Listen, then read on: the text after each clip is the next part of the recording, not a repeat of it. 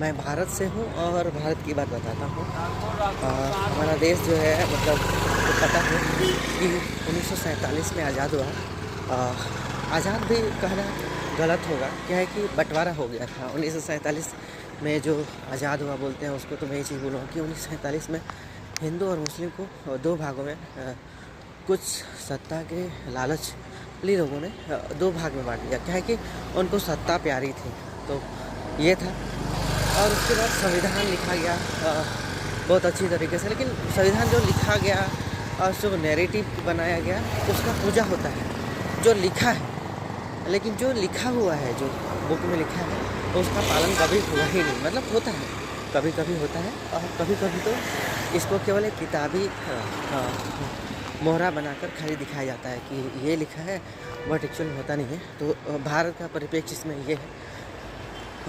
भारत के अलावा बहुत सारे देश हैं जो भारत से बहुत कुछ सीख सकते हैं, भारत की भाषा सीख सकते हैं। जैसे हिंदी, आपका जो हमारा जो भाषा है हिंदी, उसको मैं कोशिश करूँगा एक अलग यूट्यूब चैनल में जिसमें हम आपको हिंदी सिखा सकें। आप हिंदी को बशर्ते एक लैंग्वेज ना माने, हिंदी को आप समझें कि करीब करीब 100 करोड़ से 140 करोड़ अगर भारत की आबादी है, तो 140 करोड़ में 100 करोड़ मोटा मोटी सब कोई हिंदी जानता है भारत में, और सब कोई मतलब बोलना भी चाहता है। बट कुछ पॉलिटिकल विलनेस है, जैसे तमिलनाडु को आपको पता है कि तमिलनाडु हिंदी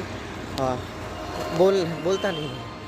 सेम में आंध्र प्रदेश में भी आदमी हिंदी बोलने से कतराता है। इसका रीज़न ये है, उसको लगता है कि उसका संस्कृति खतरे में हो। लेकिन भाई संस्कृति खतरे में नहीं है, एक्चुअली संस्कृति आप खतरे में कर रहे हैं कि एक भाषा अगर हम तैयार कर देंगे तो उससे फ़ायदा क्या होगा, उस बारे में न्यूज़ रूमर्स आपको बताएगा।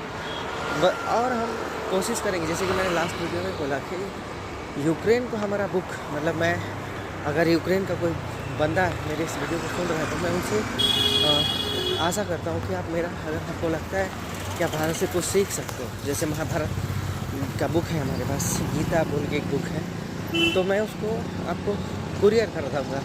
लेकिन आपको ये चीज़ देखना पड़ेगा, आपको समझना पड़ेगा राष्ट्रीय परिवेश और कूटनीति, राजनीति क्या होता है, उसको समझाने के लिए मेरे को ये दोनों बुक का बहुत ज़रूरत पड़ेगा। आपको उसमें सिर्फ हमारे भगवान श्री कृष्ण का रोल आपको पता करना पड़ेगा। सर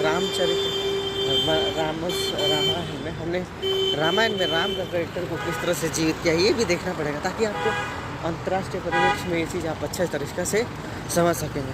मिलेंगे हम लोग नेक्स्ट वीडियो में। अभी मैं एक बस का वेट कर रहा हूँ, ठीक है।